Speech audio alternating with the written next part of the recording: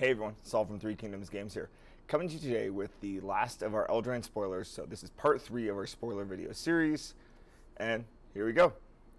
So first up we have the Royal Saiyans, the first of the Planeswalkers. Now I am happy that this has less of a Planeswalker focus this set, because we just came off of War of the Spark, which was a massive Planeswalker focus.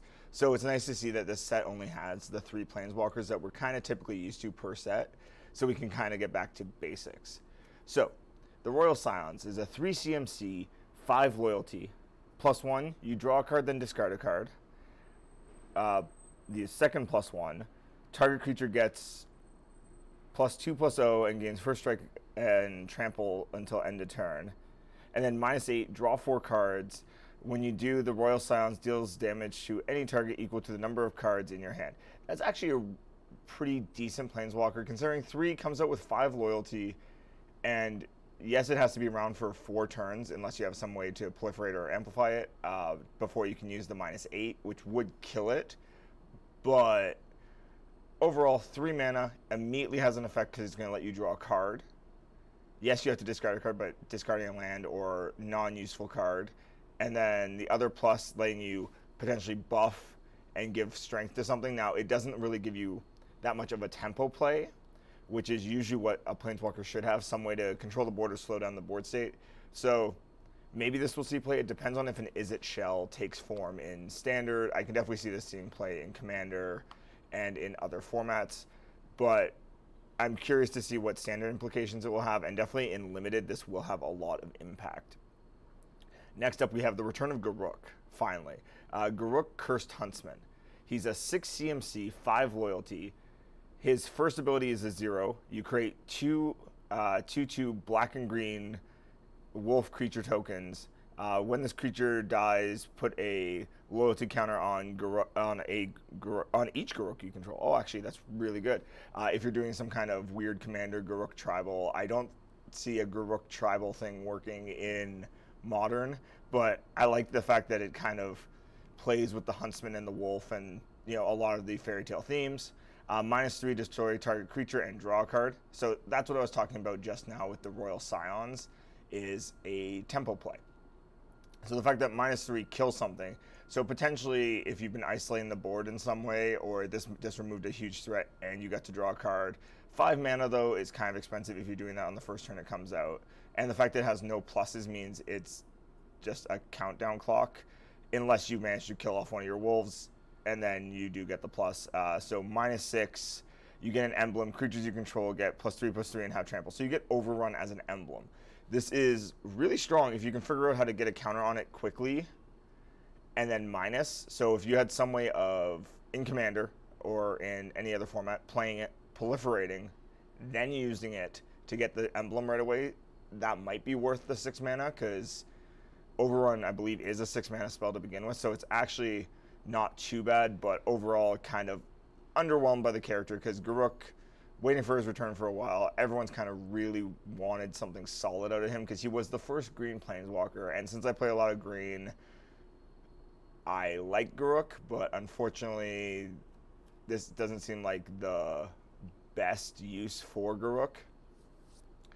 Next up we have another new Planeswalker. So the Royal Saiyans were new to Throne of Eldraine. Now we have seen them before though.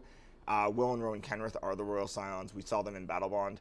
But this one, Oko, Thief of Crowns. This is the first time we have seen Oko, and he is some kind of, I believe, fairy Planeswalker. I am, sorry, I am not 100% sure of his backstory. But he is 3 mana for a 4 loyalty, +2, you create a food token.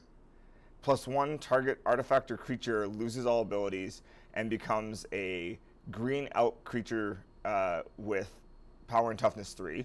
So it's a 3/3. Pretty good. And then -5, exchange control of target artifact or creature you control, and target creature and opponent controls with power 3 or less. So, interesting. Now, again, 3 mana Planeswalkers, generally speaking, are usually considered pretty good. He is 3 mana for 4 loyalty, which isn't bad. +2 gives you a food token, which doesn't directly give you any kind of tempo play, but the real thing with him is that if you have food tokens out already or other artifacts out already that aren't useful to you, the fact that you can drop him and make a 3/3, now something to block to help him. And there is thoughts that there's going to be some kind of Oko 3/3 food, like, elk deck, just in the fact that you can make these elks and then persistently, you can persistently get out 3/3s to, you know, keep pressure on the board. Interesting idea. I'm not sure what shell it's going to end up being in, but I'm curious to see where it's going to go. Next up, we have Outlaws Merriment. It is clearly Robin Hood's Merry Men, but anyways, so it's a 4-mana enchantment. At the beginning of your upkeep, choose one at random, create a red and white creature token with these characteristics. So at random, you will get one of these if you're playing this spell. A 3/1 human warrior with trample and haste, a 2/1 human cleric with lifelink and haste, or a 1/2 human rogue with haste. When this deals combat, this creature enters the battlefield, it deals 1 damage to any target. Interesting. Now it's 4 mana for at random at the beginning of your upkeeps. Yes, it's a persistent effect where you'll keep getting these creatures, which is not a bad thing. But because it's 4 mana and none of these creatures have a huge devastating impact when they hit the board, yeah, a 3/1 with trample and haste could make a difference.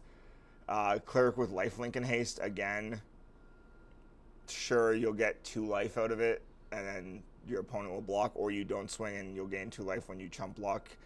The 1/2 with deal 1 damage to any target, again, this seems like an underwhelming card. It's probably only really going to see playing Commander. I don't see it making a huge impact in any 60-card constructed format. In Limited, because of the persistence of being able to keep putting out creatures, this will probably have some kind of impact, just because being able to constantly keep pressure up in Limited is a big thing, because in Limited, removal is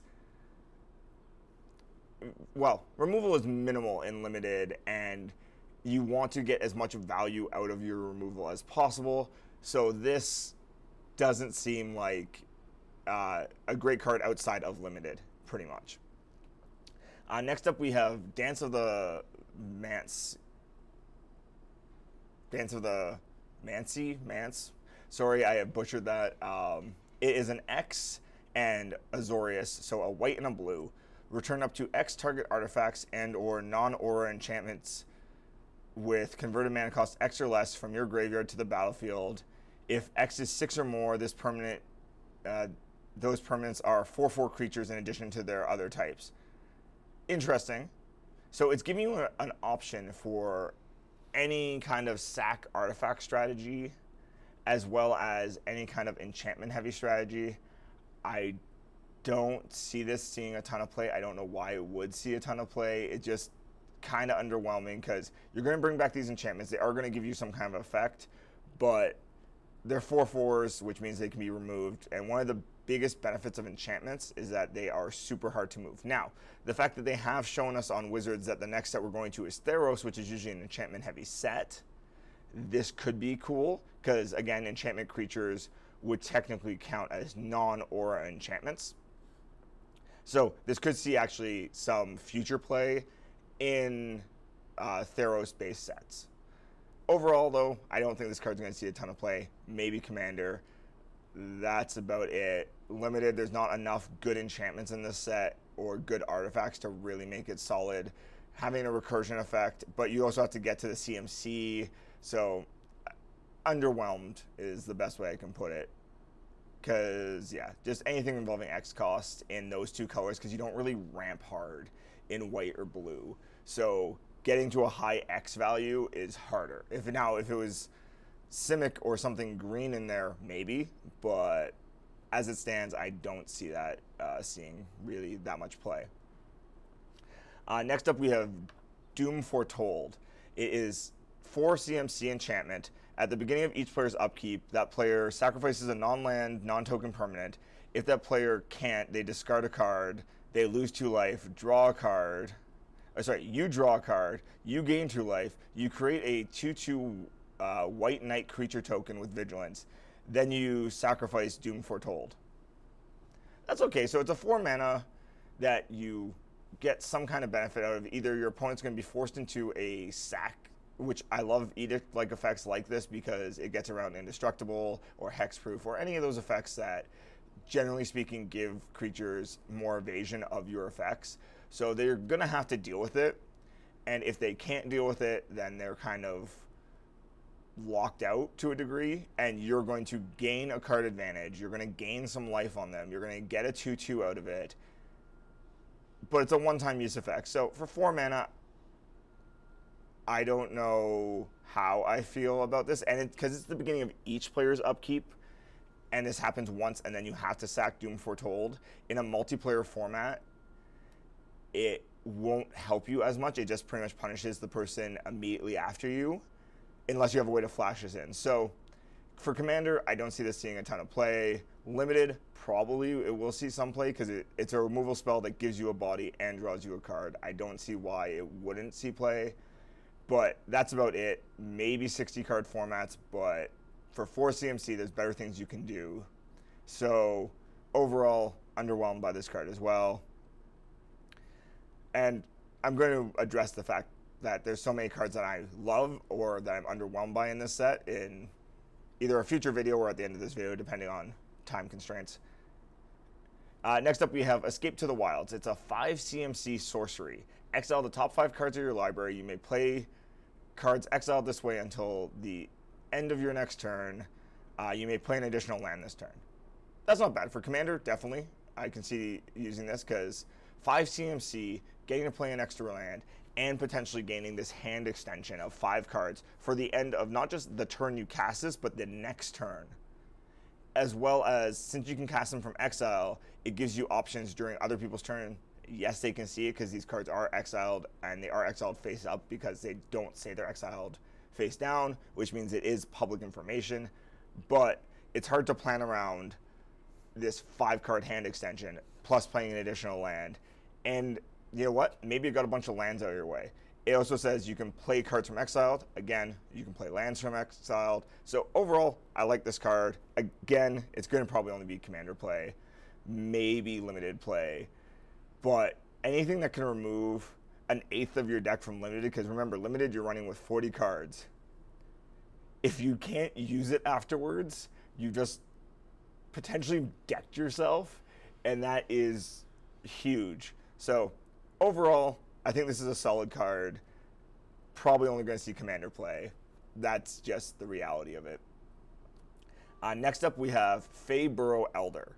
So Tree Folk are back in this set, and kind of pumped for that. One of my regulars does play Tree Folk, so kind of cool to see that maybe he'll get some new tools, but I don't think these are in his colors.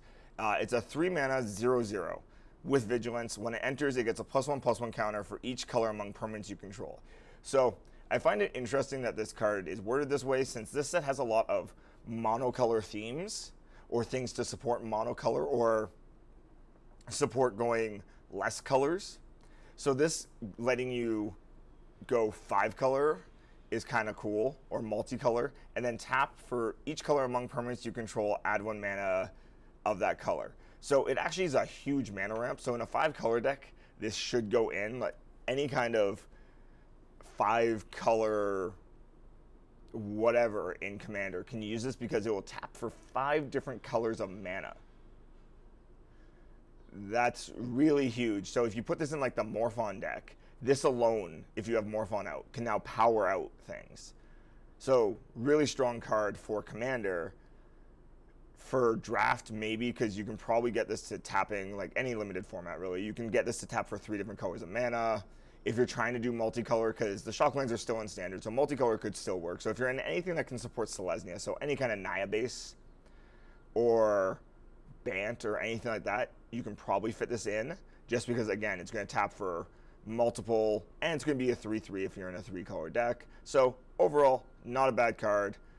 I don't think it's going to see Modern play because it's a little too slow for Modern. Maybe Standard, definitely limited in Commander. This will have a huge impact. I like this card actually a fair amount. I love Mana Dorks. Mana Dorks are better than Mana Rocks in my opinion, but that's a whole nother thing. And then next up, we're going to go to Lockmare Serpent. It's a 6 CMC 7/7 with Flash. Pay 1 blue, sacrifice an island. Can't be blocked this turn. So that's huge right there. 6 for a 7/7. Pay 1 sack, it can't be blocked. And flash, so you flash in at the end of your opponent's turn. Though, to be fair, if you had that much mana open, you probably have better responses in those 2 colors than doing this at the end of an opponent's turn, unless you think this is your win. Paying 1 black, sack a swamp, you gain 1 life and draw a card. That's not bad. Again, I think there's better things you can do. And then for 2 mana, exile 5 target cards from an opponent's graveyard. Return Locke, Serpent from your graveyard to your hand. Activate this ability only anytime you could activate a sorcery. Okay, that's not bad. It gets you back and it lets you rip things out of the graveyard. Now, if you can intentionally put this in your graveyard, I could see this having some modern impact because you can exile specific cards from an opponent's graveyard. Not that graveyard strategies are huge now with the Faithless Looting ban in Modern, but overall, it's an okay card. It might see Commander play. I don't think it's going to see Modern play. Standard, I don't know where it's going to be sitting after the rotation, so maybe this will have some impact. Limited, this thing's a bomb. Being able to flash this in at the end of an opponent's turn and then potentially have them not able to block it and punch them for 7. Really strong. So, overall, it's an okay card. Again, Commander and limited restricted play probably. Next up, we have Stormfist Crusade. Love the art on this card. It's a 2 mana 2/2. Sorry, Stormfist Crusader. It is a creature that's on a crusade. Anyways, so it is 2 mana for a human knight that's a 2/2 with menace. At the beginning of your upkeep, each player draws a card and loses 1 life. Interesting. So it's a group slug card on a creature with menace. So everyone's going to get to draw a card and lose a life at the beginning of your upkeep, but it's a 2/2 creature. So I'm curious to see how this will work. I could see this working in actually a Rakdos aggro deck, just because aggro decks always run into the issue, especially Rakdos and Gruul aggro decks, run into this issue of restocking their hand. Because what will end up happening is you drop a whole bunch of creatures. You end up in a decent position, whatever, they board wipe you, and now you have to refill. So if you had something like this out prior, if it's out for 1 or 2 turns, you've now gained 2 cards up. So if it's your opponent, so they might have more answers, but it means that you are refilling your hand. If you have like burn effects, things like that, I could see it feeding into burn. Maybe it'll find its way into a modern burn deck. I don't think it will. Unfortunately, I hope it would, but 2 mana for a 2/2 with menace is okay. Giving your opponents the advantage of drawing a card and you drawing a card, it's a weird net neutral toss-up. Commander, sure, this could see play because there's all kinds of weird commander strategies. Limited, yeah, it's a body. I'd probably run it. I'm curious to see where it's going to fall in Standard. If there is a Mardo Knight deck or a Rakdos Knight deck or anything like that, it might find a home in that. In Modern, I think you'd try to skip this because you want to gain advantage for yourself while denying your opponent. So I don't think this is going to see a lot of play in Modern. I could be very wrong. So next up, we have Sorceress Spyglass got a reprint. I love Sorceress Spyglass. It is a 2 mana artifact that when it enters, look at an opponent's hand, you get to choose any card name, so it doesn't have to be something in their hand. I will stress this right now because usually I will play this and then name something irrelevant to what's in their hand unless what I want to name was in their hand to begin with. Activated abilities of a source with the chosen name can't be activated. So usually I will use this for fetch lands if I want to deny someone land. You know, if I look in their hand and I see 2 of a fetch, I might cut them off from land, or any kind of annoying activated ability. So Planeswalkers being a big one. So Teferi in Standard is going to be named a lot. I have a feeling with this just because Teferi Time Raveler has warped Standard to an unreal degree. You know, negate it isn't a sideboard card really anymore because unless you negate their Teferi on the way down, you can't stop it at that point. So overall, solid card. Definitely going to see play in Modern. It already does see play in Modern. Definitely going to see play in Standard because I'm pretty sure it already does see play in Standard. And it sees play in Commander. So solid card overall. Limited, not as good a card though. unless you, like, sideboardable in limited, if you know your opponent has a planeswalker or some activated ability that is degenerate, then great, sideboard it. Don't mainboard it unless you really want that peek at their hand. I don't see the reason to mainboard this. Next up, we have Stone Coil Serpent. It is an X artifact, so X cost artifact, so I don't know what this has reach, trample, protection from multicolor. Given that we're still in a Ravnica heavy format, that's actually really cool. It enters with X+1/+1 counters on it. Okay, so it's going to be an XX based off of the cost you put in. It has reach, it has trample, and it has protection from multicolor. This is actually really strong. Unfortunately, there's a lot of monocolor removal for artifacts, so you might end up seeing that, or bounce effects, or anything in any way that can flicker this will kill it. So limited, I think this will see an okay amount of play. In standard, maybe. I don't think so. Commander for sure, yeah, I can see it seeing play just because anything with an X effect on it, I can see running it. I'm working on a Roshin Meanderer deck, which is all about X's, so all that kind of stuff kind of works for this. But in 60-card constructed formats, it's probably not going to see play. Let's be real about that. It's too vulnerable. Because artifact or creature removal can hit it. There's a lot of monocolored artifact and creature removal that can hit it. It's just multicolor effects that it would be protected from. So, not the best card overall. And now we are into the rare land cycle for this set. I find it interesting because these are the castles of the 5 kingdoms.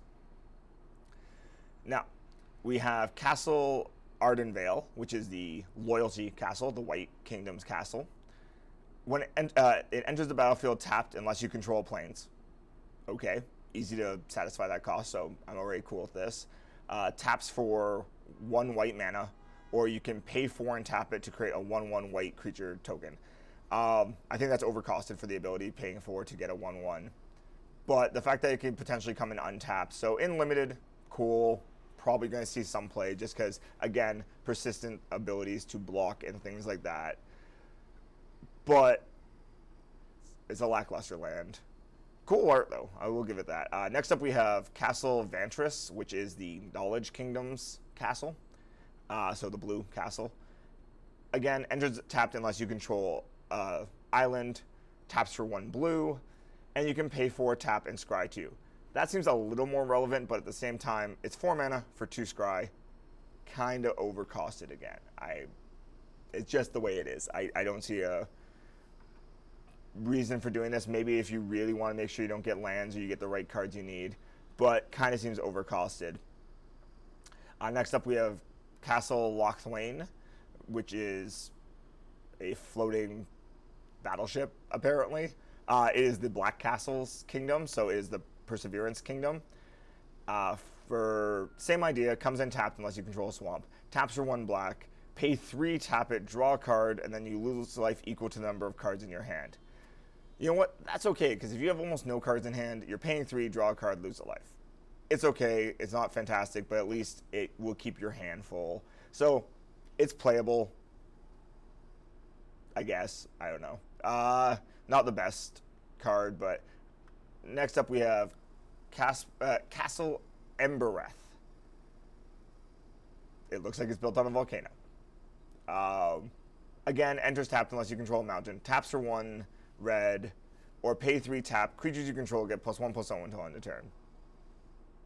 3 costs for a pump that much is really kind of underwhelming. So far I'm pretty much underwhelmed by all these lands. I'm going to say that right now. And then Castle Garnbrig.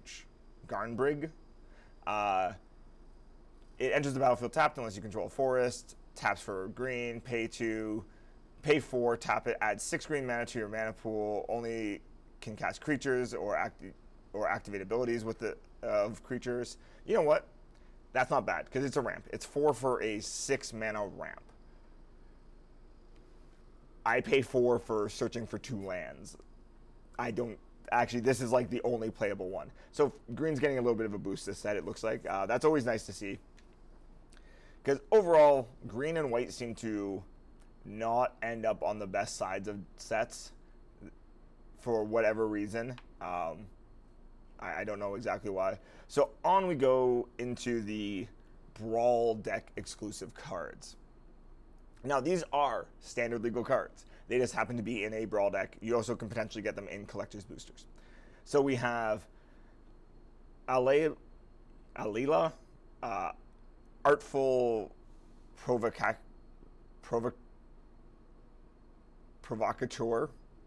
Wow, sorry, my dyslexia flared up so badly there. I am going to be made fun of on the internet for that one. Provocateur. It's a 4 CMC, 2/3, flying death touch lifelink. Other creatures you control with flying get +1/+0. Whenever you cast an artifact or enchantment spell, create a 1/1 blue fairy creature token with flying. That's a solid card. 4 mana, gives you access to Esper. Flyers get a buff. It has death touch and lifelink and flying. And it keeps filling your board with more flyers when you cast artifacts and enchantments. So you can run some weird Pillow Forty prison kind of deck and hide behind it. That's solid. Now, next up we have Chulainn. I talked about him a while ago in another video when Eldraine first got announced and Brawl got announced and they spoiled Chulainn, and he is still bonkers to me. The fact that you get to explore, so whenever you cast a creature spell, you draw a card, then you can play then you can put a land from your hand into play. It's not even play an additional land this turn. You just get to drop a land from your hand into play. This thing is insane. I don't see how this is fair, and it doesn't even come in tap. The land just comes into play. I don't get it. I don't get how this is considered a fair balance card. Because it gives you access to Bant. It's a 2/4 for 5. Okay, yeah, 5, woo, whatever. And for 3 mana, you tap it, you return a creature to your hand. So anyone who's buying Brawl decks, pretty much Chulainn and Alayla are the two that they're majorly going for. Now, this next Brawl commander, which is Corvold, Fey Cursed King, is the commander, is the Brawl deck I'm going for, but that's because I played Jund as colorations. It is a 5 mana 4/4 flying. When he enters the battlefield or attacks, sacrifice another permanent. Whenever you sacrifice a permanent, put a +1/+1 counter on Corvold and draw a card. So this works really well in this weird, like, aristocratic style deck that I'm thinking. Or it's also anytime you sack a permanent. So fetching will draw you a card. So all those Evolving Wilds and weird lands draw you cards and make your commander bigger. So I think this one is actually a sleeper because a lot of people don't realize how strong he is, I find. But overall, I think it's a solid card, solid commander. Not good enough for... Now, none of these I think should see play in any formats outside of Commander or Brawl. But anyway, so then we have Sir Gawain, Hero of Ashvale. It is the Mardo Knight Commander. Everyone who has told me about this deck says it's the weakest of the 4. It is 6 mana for a 5/5 with Vigilance Menace. Whenever an equipped creature you control attacks, you draw a card and you lose a life. Equipment you control has a equip knight 0. So you get to equip the knights for 0 for any equipment. So this is going to be a weird Voltron-y deck. So probably the deck for this would be you're playing just her pretty much as your creature. You're going to try to make her indestructible and every other effect you can through artifacts and enchantments and just equip everything to her. It's going to be a fragile deck. You will have some support creatures, but this will probably be the way you build that deck. I don't see any other reason to build it another way. Next up, we have Mace of the Valiant. It's a 3 mana. Equipped creatures get +1/+1 for each charge counter on Mace of the Valiant and has Vigilance. Whenever a creature enters the battlefield under your control, put a charge counter on Mace of the Valiant. Interesting. So if you're doing any kind of token, swarm deck, or anything like that, it will make whatever creature you put this on huge. You know what? Not a bad card overall. 3 mana. It is in white, though. It's a white artifact. So this will fit into if you were doing a more of a go-wide strategy, or Chulainn actually could even fit this in it, just because you're going to be playing lots of creatures. Creatures are going to be entering the battlefield a lot, and it's on an ETB trigger. So, interesting card. I can see it definitely seeing play. Next up, we have Silverwing Squadron, a 6 CMC human knight with flying, vigilance. Silverwing Squadron has power and toughness equal to the number of creatures you control. So if you're in any kind of go-wide strategy, this is an amazing card for you. Whenever it attacks, create a number of 2/2 white knight tokens with vigilance equal to the number of opponents you have. Okay, 6 mana though, it's going to get removed really quickly. I can say that right now. Like, that thing has a removal spell pretty much targeted on it. Because if you're in a 4-player game, I'm not going to let you swing with something that's going to give you 3 2/2 Knight tokens. Now, at least they don't come in attacking. That would be horrifying. Next up, we have Fey Formation. It is a 5 CMC, 5/4 flying. Pay for, tap it. You create a 1/1 Fey creature token with flying and draw a card. Kind of underwhelming card. It's 5 mana for a 5/4 with flying, and you have to pay for it to get a 1/1 and draw a card. Again, going to be removed pretty quickly, or one card might be let go, but you're going to create flying tokens, and people just don't want you to have flying tokens. I'm sorry. Shimmer Dragon. It's a 6 CMC, flying. As long as you control 4 or more artifacts, Shimmer Dragon has hexproof. Tap 2 untapped artifacts you control, draw a card, and it's a 5/6. This is actually really strong. This is probably going to see play in an Urza style deck if you want, or in any kind of artifact deck that runs blue. Because 6 mana for a 5/6 that is probably going to have hexproof, and you can just start tapping artifacts you control to draw cards to power through your deck more so. Seems really good. Commander playable, huge, great card. Next up we have, I don't play a lot of blue, so me giving praise to blue cards is a big deal. To say, Workshop Elder. It's a 7 mana, 4/4. Artifact creatures you control have flying. That's really strong. At the beginning of combat on your turn, you have you may have target non-land artifact you control become a 0/0 artifact creature. If you do, put 4+1/+1 counters on it. So you get to turn your innocuous artifacts, mana rocks, things like that, into 4/4 flying creatures. That's pretty strong. 7 mana though is a little high for it. I don't know if this is actually going to see that much play. Next up we have Chitering Witch. She's a 4 CMC, 2/2. When Chitering Witch enters the battlefield, create a 1/1 rat creature token equal to the number of opponents you have. So if you're playing it in a 1v1 situation, it's 4 mana for a 2/2 and a 1/1. Or in a multiplayer format, it's 4 mana for a 2/2 plus however many 1/1s. Let's assume 3 because, you know, Commander. Pay 2, sack a creature, target creature gets -2/-2. It's okay. It gives you bodies for, I guess, sack outlets. And you can persistently bring this back if you're in any kind of Golgari or Rakdos Reanimator kind of strategy, or Jund Reanimator, or whatever the case may be. It's okay. I don't know how I feel about it, really. Taste of Death. It's a 6 CMC. Each player sacrifices 3 creatures. You create 3 food tokens. If you could get this in limited, I'd say it's okay in limited, but it's really not that good. Each player having to sack 3 for 6 isn't bad, because the fact that this gets around hexproof. So Commander, I could see this definitely seeing play, especially if you're in an Aristocrats deck where it doesn't matter that you're sacking out creatures. And you get 3 food tokens, which gives you some longevity. So overall, you know what? Okay card. I could definitely see it seeing some play in Commander or in Brawl, but not the best card. I definitely think there'll be better cards than this, but if you need the sack outlet and the quasi board wipe, why not? It's not the worst card, and the art on it is really, really nice, actually. I kind of like those darker tone arts.